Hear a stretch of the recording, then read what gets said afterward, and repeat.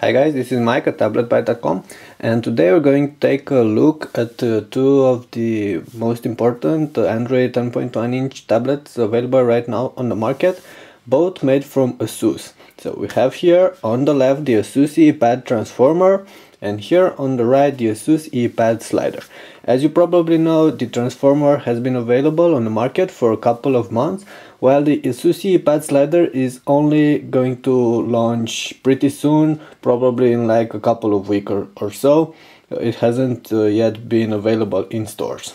Now, in this clip we're going to take a quick look at these two tablets and see which one is better than the other and which one is better suited for certain tasks than the other tablet.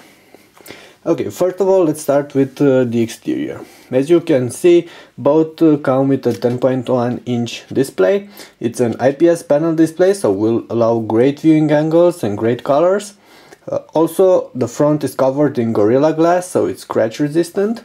Like I said, 10.1 inch display, 1280 by 800 pixel resolution.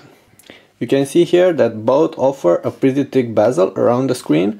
It actually looks a little bit thicker on the Asus EEE Pad Slider actually, because besides the bezel you also have those margins that make the design of this tablet. Plus you can see that while here the edges are straight, on the Slider they are a little bit rounded.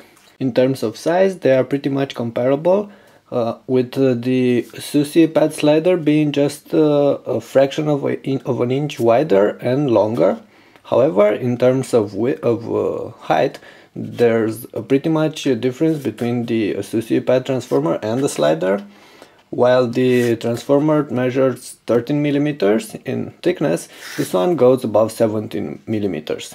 Also, in terms of weight, the Transformer goes for 1.5 pounds, which in kilos it means like 0.7 kilos, while this one goes for nearly 2 pounds, 1.95 pounds, which in kilos means like 900 grams. So this is a little bit heavier, and it's also a little bit thicker. And let's go ahead and see those differences right now.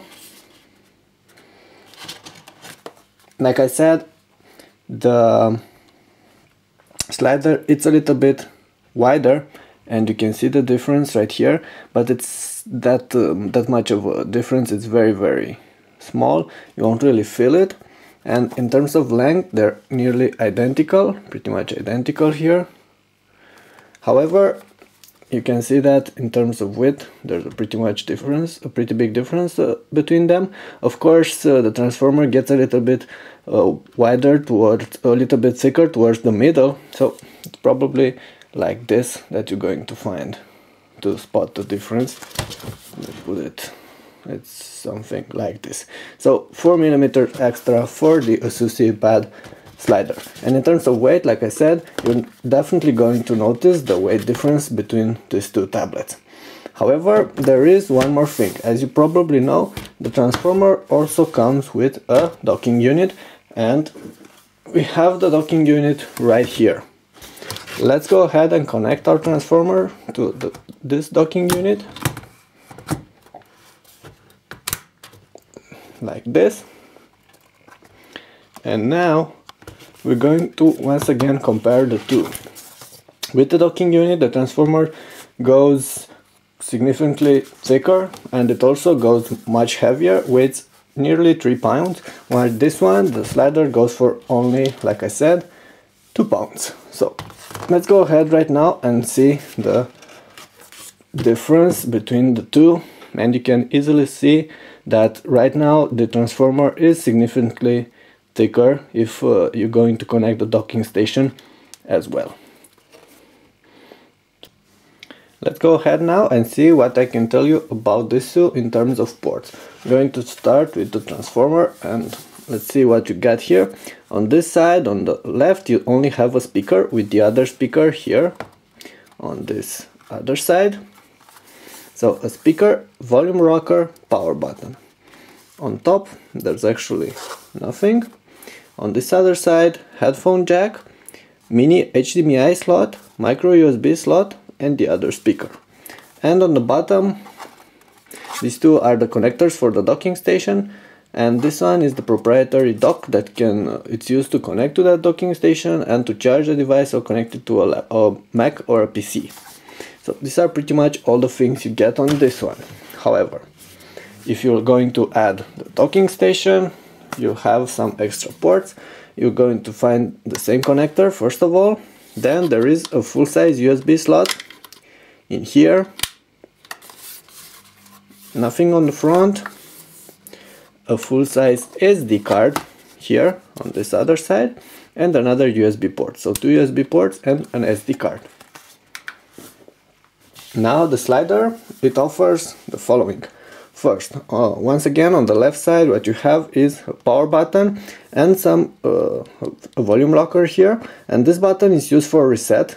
It's not very easy to press. As you can see, it's a little bit deep on here into the body of the device, so you can't accidentally press it. You have to press with your fingernail in order to activate it. Right here you have a micro SD card. On the back, the proprietary dock and the mini HDMI, same mini HDMI as on the transformer. And on this other side you have the headphone jack and the full-size USB port. And nothing on the front. The speakers, they are placed beneath the screen. I'm going to show you where they are a little bit later. So the transformer without the docking station doesn't come with USB, any kind of USB port, while the slider offers an USB port. However, when connecting the docking station on the transformer, you get 2 USB ports and an SD card reader, things that you won't find on the Asus EEE Pad Slider. In terms of cameras, both feature front-facing cameras here on top of the screen, 1.3 megapixel front-facing cameras. As for the back, 5 megapixel camera on both of them without flash and capable of shooting 720p video content. Now, I should also talk a bit about the finishing on this device. First, the Asus EEE Pad Transformer comes with these metallic edges. So these are metallic, while the back is made from plastic, but feels quite nice. It comes with this textured finish that allows good grip and actually feels quite solid, should be quite reliable in time. On the other side, this one, the Asus EEE Pad Slider, it's completely covered in plastic. On the edges you have this chrome, on the margins you have this gray areas, while the back is white. There's also going to be another version that's going to be available in the same brown as the one on the transformer, however without the texture finish, with a matte finish like you can see here on this white version. While the bottom here is gray, and there are a couple of chromed elements. They add a little bit of style. They're looking actually quite nice. On the front, all these parts are made from plastic. There is a small grill here, but it's not hiding any speakers like I initially thought. The back also made from plastic as well. But this plastic actually feels quite nice. The tablet is excellent to hold in your hand and offers good grip.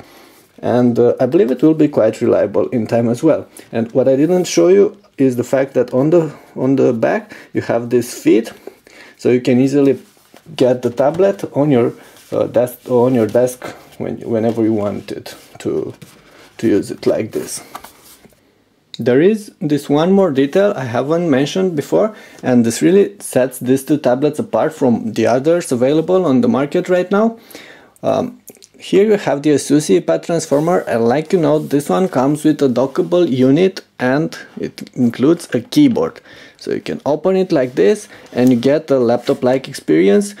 Nearly full-size keyboard, identical to what you usually have on netbooks. The track point, pretty decent in size, and you can use it to access all kind of commands here, to access all your applications on the screen. And you have mouse button as well. Plus this also offers a couple of extra ports, 2 USBs and a standard SD card reader, and a battery that increases significantly the autonomy of this particular tablet. On the other side we have this one, the slider, and it's called a slider because it comes with a sliding keyboard. All you have to do is lift here on the back. It's a little bit complicated to master this, like this. So here it goes, and it is a slider. It's a little bit of a different form factor. You can see that this is how it looks. There is the sliding mechanism. It's identical to what you usually found before on Nokia smartphones. While this one looks exactly like a mini laptop. It's exactly like this. And as a comparison, this one also offers a keyboard, and it comes with specialized keys for Android.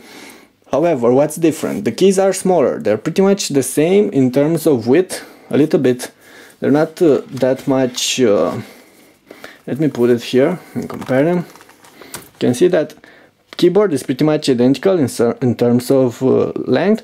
This one is taller because it has an extra row of keys. And like I said, while these keys here on the transformer, they are square, these are more rectangular, so they're less taller than these ones. And this could be a problem for those of you with bigger fingers. You might not really like the keyboard on this one, might consider it a little bit imprecise. Also, there are some layout differences. This one comes with an extra row of keys here on top that it's used for a couple of different Android applications. For instance, you can easily switch on Bluetooth and wireless, you can pause, play and skip between tracks, and you can mute the screen, you can launch internet browser. This one lacks this. And also one more thing is the fact that this one comes with an US keyboard layout. It comes with a bar enter, while this one comes with this bigger enter. This is not really a problem. The biggest problem I found is the fact that the shift here is tiny, and when typing I tend to use this shift a lot to capitalize letters, and accidentally I ended pressing on this key here, which is a slash. It would have been nice if they could get here bigger shift like you have here. Something like this would have been nice. However, what I find that the biggest lack on the transformer is the fact that it doesn't come with any kind of mouse control. It would have been nice to have a track point here like we saw on some other devices, or an optical point here, but definitely a track point here would have been great, because when you're using the keyboard right now you have to reach for the screen and select different kind of stuff. It's not really complicated, but it feels like the experience is a little bit broken. If you had a track point here, you could use this to control a mouse cursor and easily select all kind of stuff here on the screen, and that would have been actually quite nice. In terms of hardware, these two tablets are identical. They both come with Tegra 2 platforms and 1 GB of RAM, 16 or 32 GB of storage, and the similar connectivity options. There's wireless, there's Bluetooth, no 3G for now, but 3G versions will be available in the near future. Now let's go ahead and open this in the same time and see which one loads faster. Just wanted to show you one thing. The power button on the slider is placed right here. Not really used to this, while on the transformer it's placed here on top. But I believe this is something you're going to get used to. The power button also feels a little bit more stiff here, and it's a little bit smaller, but this is okay, because it will be a little bit more difficult to press it accidentally. Well, on the transformer it is a little bit flimsy and easier to press. You have it right here on top. Okay, let's try right now and power these two same time and see which one will load faster. Let's see if we manage to do this. Okay. Should take nearly the same amount of time for them to load. Like I said, both come with similar screen, and they both run Android Honeycomb. What we have here on the slider, we have Honeycomb 3.1, while on the transformer we have Honeycomb 3.2. But there's really not much of a difference between the two. The 3.2 brings a couple of optimizations for the graphic parts, and also should be a little bit smoother, but only marginally smoother than this one. We saw that the transformer loaded faster. Actually a little bit, not much faster, but significantly. And here we are. Both of them are loaded here. Let's go ahead and put the screen on the highest brightness level, and also let's go ahead and select the same wallpaper for both of these.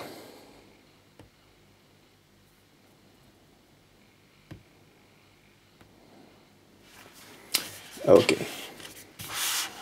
Like I said, the screens are pretty much identical, and in the next part of our video review, we're going to take a quick look at the screens, at the operating system, and at the native applications offered by Asus on these particular two tablets.